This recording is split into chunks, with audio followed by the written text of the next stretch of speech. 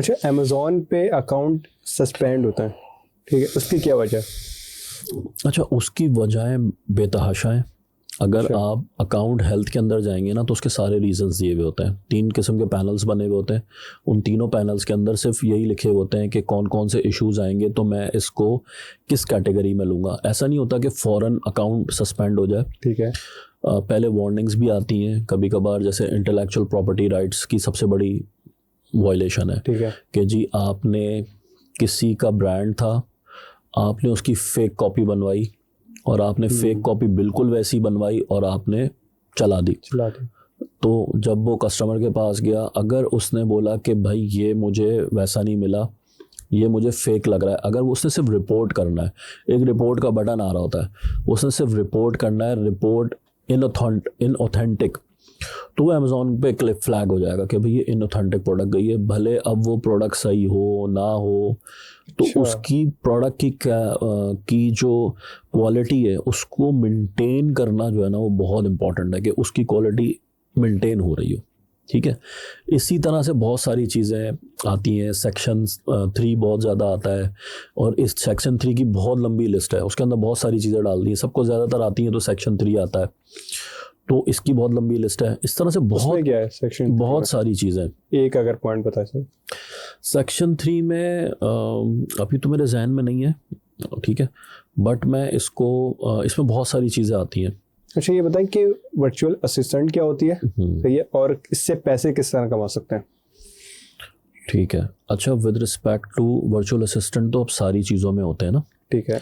जैसे Amazon, eBay, Walmart, इट्सी, हर चीज़ में जहाँ पे भी आपको वो कह लो एक असिस्टेंट चाहिए, कंसल्टेंट चाहिए जो कि आपके बिजनेस को चलाए, सही है, तो आपको वर्चुअल असिस्टेंट चाहिए। ऑब्वियसली जब बिजनेस बड़ा होता चला जाता है तो एक ही बंदा सारा का सारा बिजनेस नहीं चला सकता, तो आपको रिमोटली लोग हायर करने होते हैं।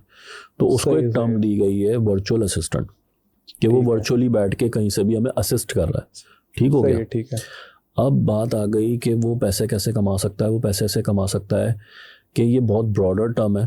फॉर एग्जांपल कि वो किसी भी प्लेटफॉर्म की स्किल को हासिल कर ले। फॉर एग्जांपल उसने इट्सी की स्किल को हासिल कर लिया या अमेज़ॉन की स्किल को हासिल कर लिया। उसके अंदर भी बहुत सारे डिपार्टमेंट्स हैं। अच्छा। हाँ, कि फॉर एग्जांपल वो कहता है मैं सोर्सिंग में स्पेशलिस्ट हूँ, मैं पीपीसी में स्पेशलिस्ट हूँ, मैं आपके लिए ये काम कर सकता हूँ। तो उसके अंदर भी पे कैटेगरीज हैं। तो virtual assistant as a whole भी सर्विस दे सकता है, ठीक है, और virtual assistant as a department wise भी सर्विसेज दे सकता है कि मैं आपको पीपीसी की सर्विस दूंगा या मैं ये दूंगा। तो वर्चुअल असिस्टेंट का जो हमने मॉडल प्रपोज किया वो ये है कि वर्चुअल असिस्टेंट की यूजली 3 लोगों के साथ जो है ना वो 3 इनकम स्ट्रीम्स निकलती हैं।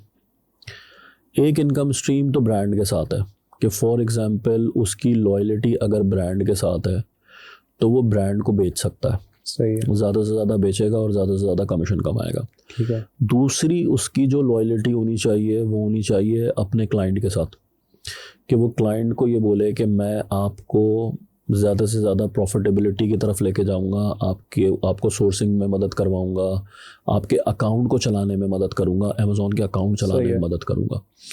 तो एक तो ये चीज़ हो गई, एक क्लाइंट साइड पे हो गई, एक आपकी ब्रांड साइड पे हो गई।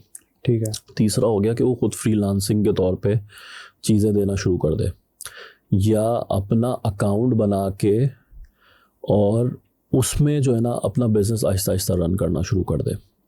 तो तीसरी इनकम स्ट्रीम उसकी ये निकल सकती है। लेकिन अक्सर ये होता है कि आप शुरू में स्टार्ट कर लें, थोड़े से जैसे पैसे आपके पास आना शुरू हो जाएं तो आप अपना अकाउंट बना के मैच्योर करके फिर आप उसमें अपना काम स्टार्ट कर सकते हैं। तो 3 उसकी इनकम स्ट्रीम्स निकलती हैं।